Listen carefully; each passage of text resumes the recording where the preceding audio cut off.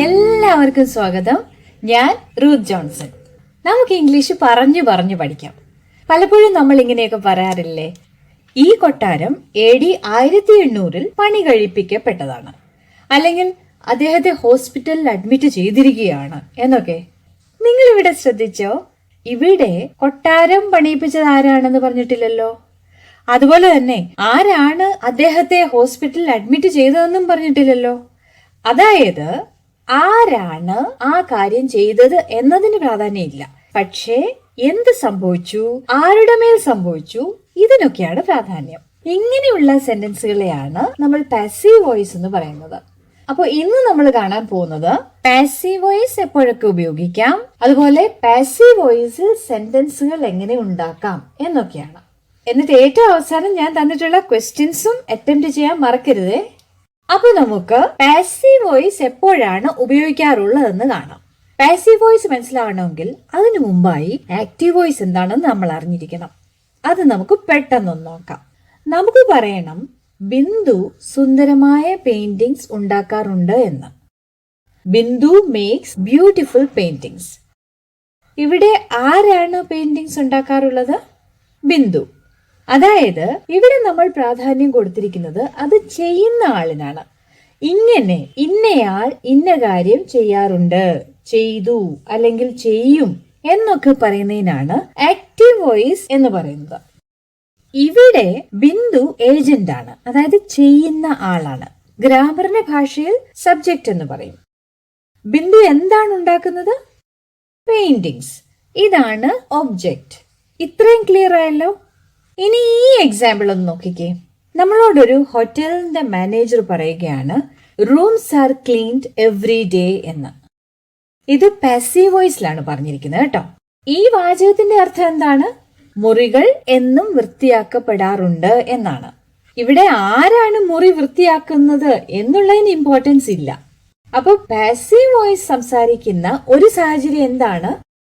Agent, അതായത് ചെയ്യുന്ന ആളിന് പ്രാധാന്യം കൊടുക്കുന്നില്ല. The agent is less important. ഇനി ചിലപ്പോൾ ആരാണ് ആ കാര്യം ചെയ്തത് എന്ന് നമുക്ക് അറിയില്ലെങ്കിലും നമ്മൾ പാസീവ് വോയിസിലായിരിക്കും പറയുന്നത്.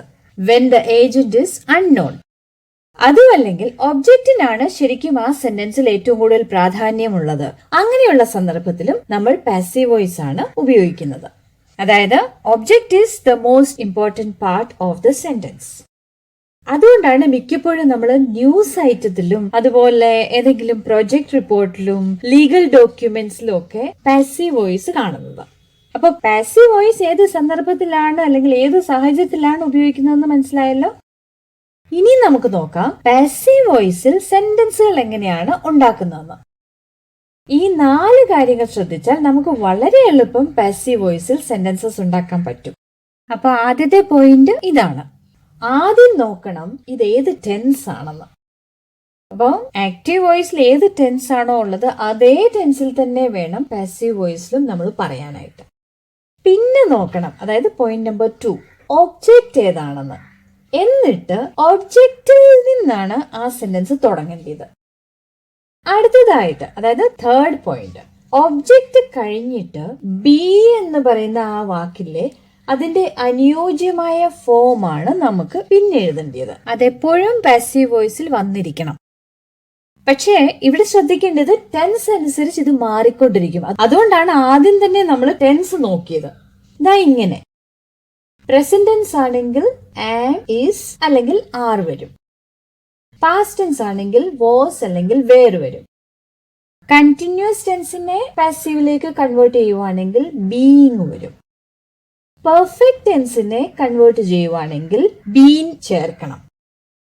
മനസ്സിലായില്ലെങ്കിൽ പേടിക്കണ്ട കേട്ടോ, എക്സാമ്പിളിലൂടെ ഞാൻ മനസ്സിലാക്കി തരാം. അപ്പോൾ ഇപ്പൊ നമ്മൾ 3ാമത്തെ പോയിന്റിലാണല്ലോ.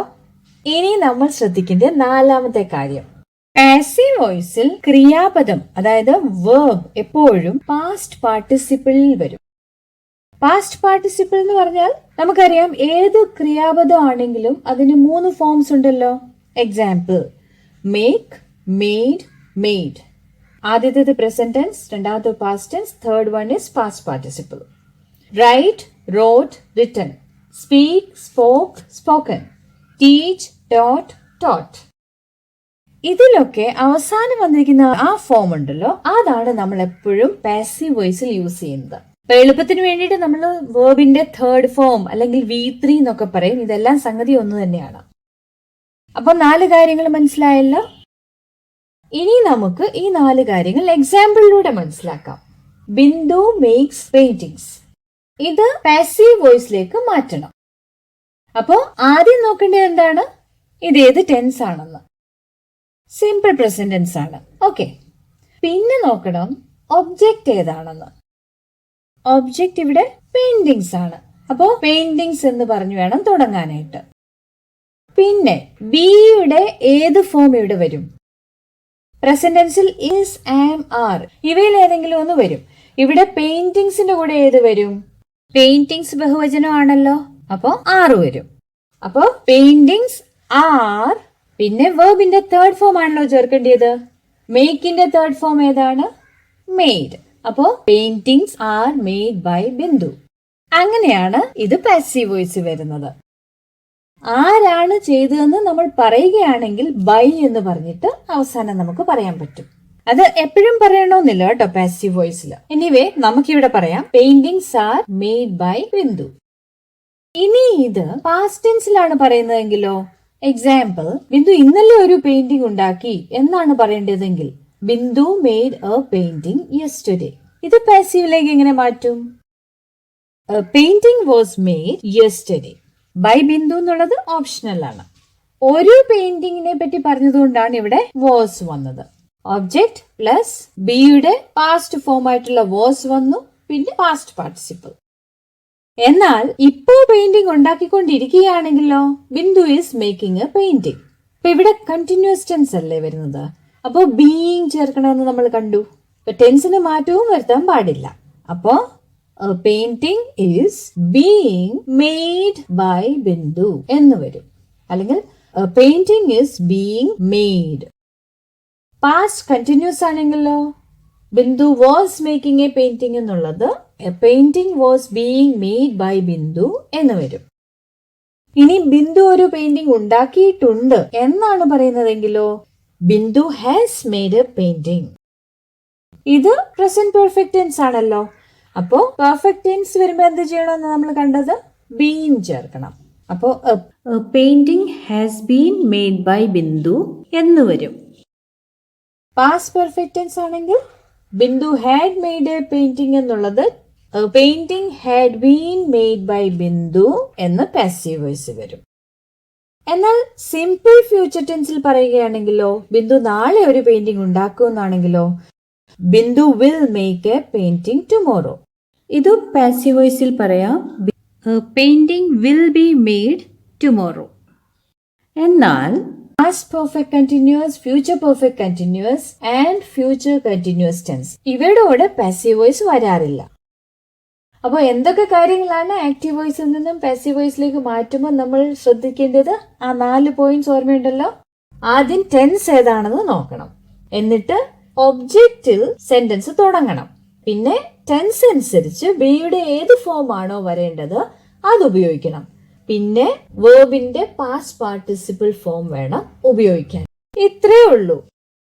ഇന്നത്തെ ക്ലാസ് നിങ്ങൾക്ക് പ്രയോജനപ്പെട്ടല്ലോ. ഇനി നിങ്ങൾക്കുള്ള ക്വസ്റ്റ്യൻ, എന്റെ മോതിരം കണ്ടെത്തി എന്നെനിക്ക് ഇംഗ്ലീഷിൽ പറയണം. അതായത് കളഞ്ഞുപോയ എന്റെ മോതിരം ആരോ കണ്ടെടുത്ത് തന്നു. Somebody has found my ring എന്നുള്ളതിനെ പാസീവ് വോയിസിലേക്ക് മാറ്റണം. ഇവിടെ ആര് കണ്ടെത്തി എന്നുള്ളതിന് പ്രാധാന്യം ഇല്ലാത്തതുകൊണ്ട് അത് മെൻഷൻ ചെയ്യേണ്ട ആവശ്യമില്ല. അപ്പൊ തുടക്കം ഇങ്ങനെയാണ്: my ring blank found. Clue പറയാം, 2 വാക്കുകൾ ഇവിടെ വരും.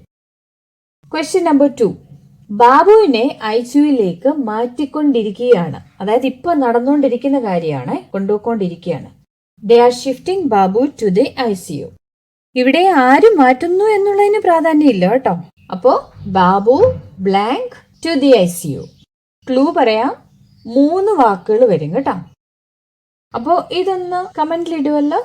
ഇതുപോലെ നല്ലൊരു ക്ലാസ്സുമായിട്ട് അടുത്ത ട്യൂസ്ഡേയിൽ കാണാം. ക്ലാസ്സുകൾ മുടങ്ങാതിരിക്കാനായിട്ട് സബ്സ്ക്രൈബ് ചെയ്തപ്പോൾ ബെൽ ഐക്കൺ എനേബിൾ ചെയ്തിട്ടുണ്ടല്ലോ. Thanks for watching this channel. See you again and please stay safe.